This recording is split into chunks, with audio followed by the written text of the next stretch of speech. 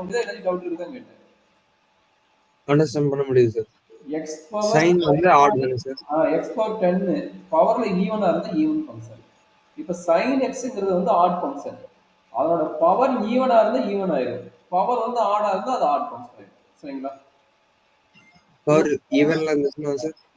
ஈவனா இருந்தா even function. இங்க பாருங்க இது ஓகே ஈவன் சார். இருக்குதா? sin power 4. அப்ப sin பவர் ஓகே 4ங்கிறது ஈவன் ஃபங்க்ஷன். பட் sin என்னது ஆட் ஃபங்க்ஷன். Yes sir. இப்போ என்னது ஈவன் இன்டு ஆட் ஃபங்க்ஷன் கரெக்டா? இது ஈவன் இன்டு ஆட் ஃபங்க்ஷன். அதாவது ஈவன்னா என்னன்னு வச்சுக்கீங்க? பிளஸ் சைன் வச்சுக்கோங்க. ஆடுனா மைனஸ் சைன் வச்சுக்கோங்க. அப்போ பிளஸ் இன்டு மைனஸ் என்ன? 0. Plus into minus. Plus into minus minus sir. Minus. அப்போ மைனஸ்னா ஆட் ஃபங்க்ஷன் ஈவன் ஃபங்க்ஷனா? Odd function. அப்போ இந்த டைரக்ட் என்ன இந்த ஃபங்க்ஷன் தெரிஞ்சு ஆட் ஃபங்க்ஷன் தெரிஞ்சு ஈக்குவல் டு 0 போட்டுருங்க. 0. அண்டர்ஸ்டாண்ட் பண்ண முடியுதா? அதே ஐடியா எஸ் அப்ளை பண்ணு. எக்ஸ் பவர் என்னது? X power odd. Odd sir. அப்போ ஆட் ஃபங்க்ஷன். அப்போ ஆட் ஃபங்க்ஷன் இது வந்து பிளஸ் சைன் இருக்குது. ஆட்டோமேட்டிக் இந்த இன்டெகிரல் 0 ஆயிடும். sin x okay sir. sin x power என்ன இருக்குது? ஆட். Odd odd function. இருக்குது. அப்போ ஆட் ஃபங்க்ஷன் இருக்குது. இங்கே ஆட்டோமேட்டிக்கா 0 ஆயிடும். நீங்க போய் ஃபார்முலா அப்ளை பண்ணணும்னு அவசியம் இல்லை. 1 மார்க்ல கேட்டாங்கன்னா. பட் 2 மார்க் 3 மார்க்ல ஓகே. கேட்டாங்கன்னா அப்ளை பண்ணி தான் ஆகும். சரிங்களா? சரி இப்போ பாருங்க காசு காஸ் ஸ்கொயர். காசை ஈவன் அதோட ஸ்கொயர் வந்து ஈவன் ஃபங்க்ஷன்.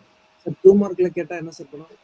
2 மார்க்ல இந்த ஃபார்முலா போட்டு அப்ளை பண்ணி போகணும். f of x equal f of minus x equal to f of x ஆ இல்ல f of minus x equal to minus f of x ஆ இந்த proof போட்டு காட்டணும். Okay sir. 2 மார்க் 3 மார்க் ஆகும். 1 mark இருந்தா just நீ மேடையில செக் பண்ணிட்டு object டீடைல்ஸ்ல வந்து MCQ வரதா ஆன்சருக்கு நீ செக் பண்ணி போடலாம். சரிங்களா?